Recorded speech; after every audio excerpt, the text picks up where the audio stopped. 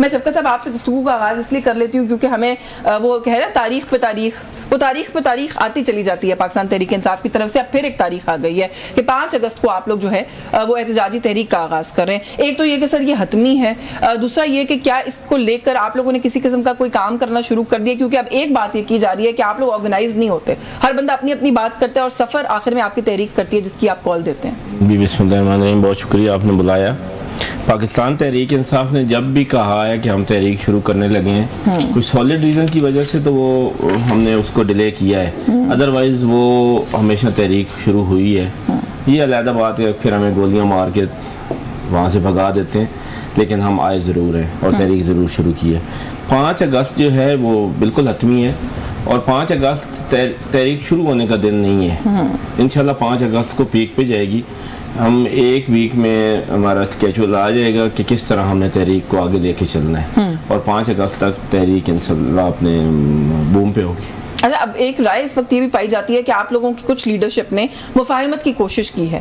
खान साहब ने जो है वो ड्रोन हमला कर दिया उन तमाम मुफाहिमाना कोशिशों के ऊपर, क्यों चांस नहीं दिया मुफाहिमत को? आप लोगों ने शाह महमूद कुरैशी समेत 5 आपके सीनियर लोगों ने खत लिखा, आपके जो कुछ दोस्त बाहर हैं और सीनियर लीडरशिप में शुमार होते हैं वो कहते रहे कि मुज़ाकरात को हम चांस देना चाहते हैं, लेकिन खान साहब ने बिल्कुल किसी की ना सुनी। मैं बताता हूँ आपको, जमहूरी पार्टी है हमारी, इख्तलाफ राय को हम बिल्कुल मानते भी हैं और उसकी कदर भी करते हैं, लेकिन जो मेजॉरिटी का फैसला होता है वही होता है। पॉलिटिकल कमेटी है, वो अपनी मीटिंग्स में यही डिसाइड हुआ है कि हमने मुज़ाहमत करनी है और हमने तहरीक चलानी है।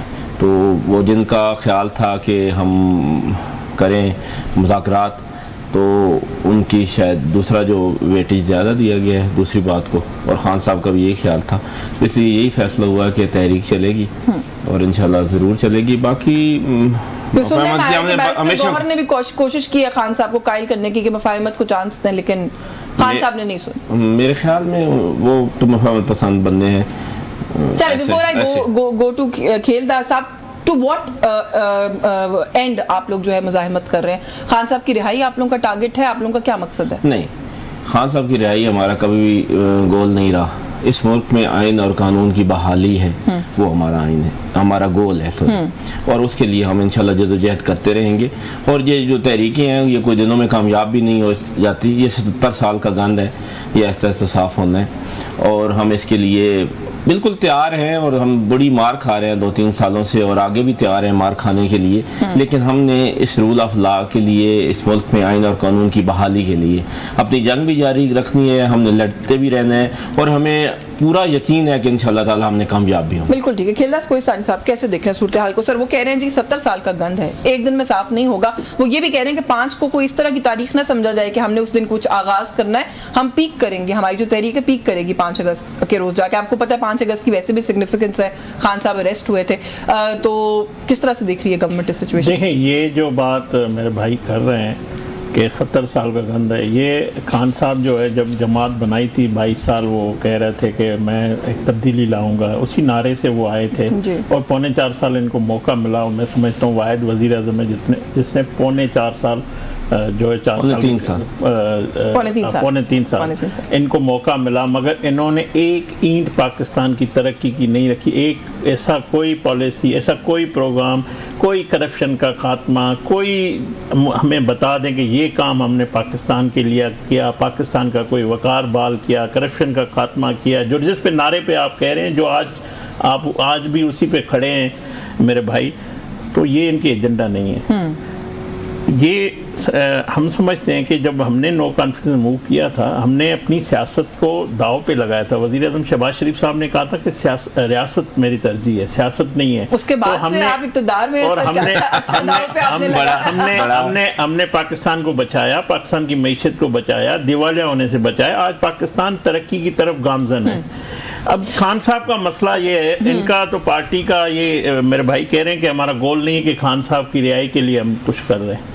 खान साहब सब कुछ उसी के लिए कर रहे हैं, खान साहब इक़्तिदार के लिए कर रहे हैं। एक दफ़ा फिर वो कुर्सी पे आना चाहते हैं, उसी लिए वो सियासी क़यादत के बजाय कहते हैं कि इस्टेब्लिशमेंट से बात करूं, तो जब आप इस्टेब्लिशमेंट से करते हैं तो मुझे बताएं, आइन की बालादस्ती की आप बात करते हैं तो आइन तो आपको ये इजाज़त नहीं देता कि आप इस्टेब्लिशमेंट से बैठ के कोई तय करें, जिस तरह 2018 में आरटीएस बिठाया, ठीक है, आरटीएस बिठा के आप पावर में आए, अभी भी आप उसी तरह आना चाहते हैं, तो ये तो कोई सिविलियन बालादस्ती नहीं है। आपकी गुफ्तगू में जो एडअप नहीं करती, मेरे लिए कम से कम नहीं करती है। 3.25 साल की हुकूमत को आप 8 दिहाइयों की जो हुकूमतें आती रही, जिसमें आप लोगों ने मल्टीपल बारियां ली हैं सबने, आप कंपेयर करते हैं सर, उसको किस तरह कंपेयर करते हैं? कंपैरिजन बनता ही नहीं है, पहली तो बात है इन द फर्स्ट प्लेस। एक तो सर ये बात, दूसरा आपने कहा कि कुर्सी का हसूल जो है मकसद है, हर सियासतदान पावर के लिए सियासत करता है, तो अगर वो भी कर रहे हैं मिसाल के तौर पे, तो क्या खराबी है?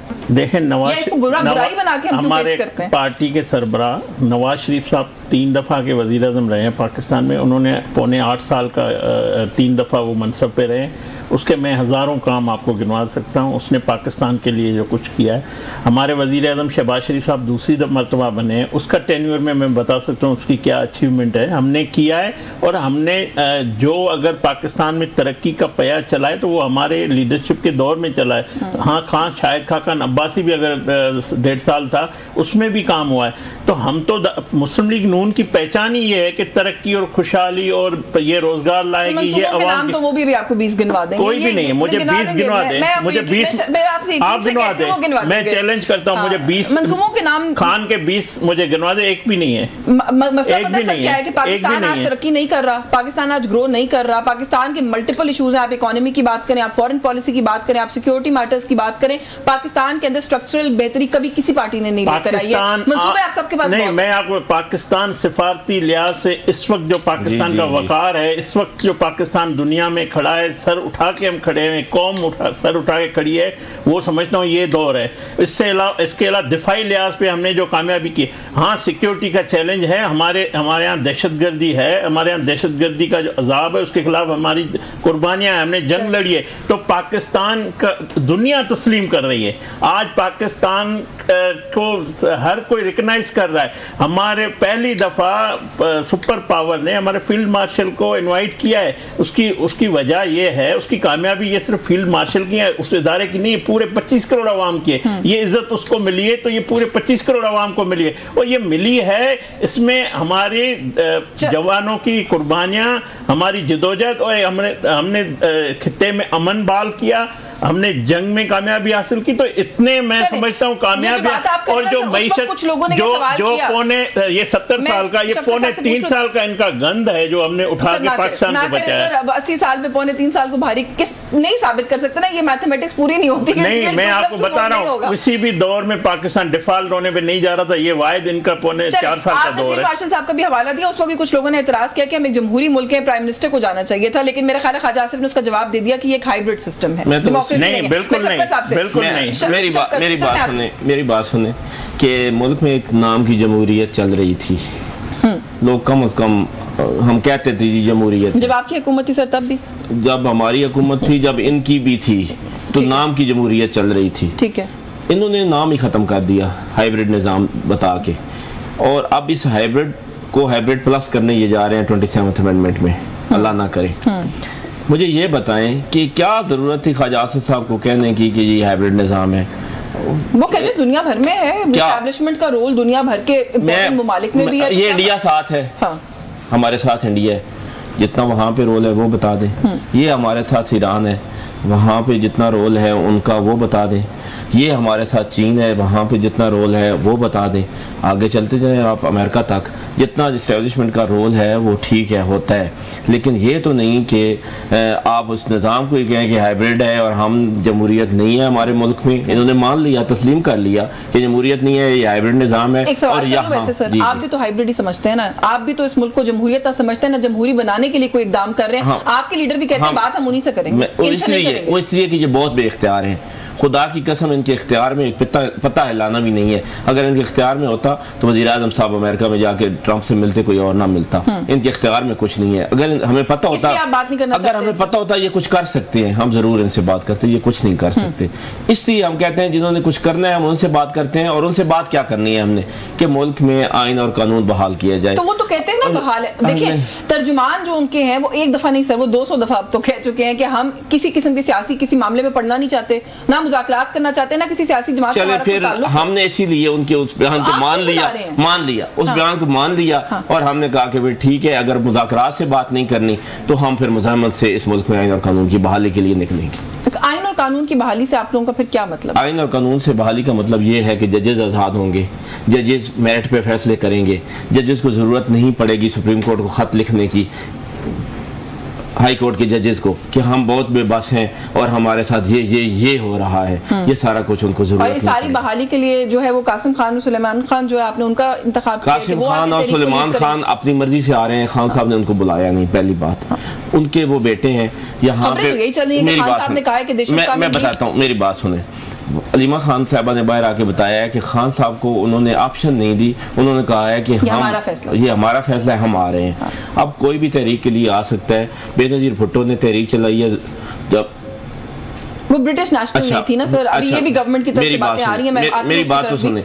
उसके बाद मरियम नवाज ने और कुलसूम नवाज साहबा ने तहरीक चलाई है, जब नवाज शरीफ साहब बाहर भाग गए थे। अच्छा, उनका बाप जेल में बैठा है पिछले 2 साल से। सारी दुनिया को पता है कि उन पे जो मुकदमात हैं, मैं वकील हूँ ना, मेरे साथ कोई बंदा बहस कर ले कि उनको क्या एक दिन भी जेल में रखा जा सकता है इन मुकदमात में, जितने बूढ़े मुकदमात हैं। अगर वो आ रहे हैं अपने वालिद की रिहाई के लिए, उसकी तहरीक का हिस्सा बनने के लिए, तो पाकिस्तान दुनिया से और भी बहुत सारे लोग आएंगे जो बाहर के ब्रिटिश नेशनल हैं और पाकिस्तान के भी नेशनल हैं, और वो आएंगे और यहाँ पे उस तहरीक का हिस्सा बनेंगे। लेकिन सुलेमान खान पाकिस्तान के नेशनल नहीं है ना सर, वो डुअल नेशनल नहीं है। मुझे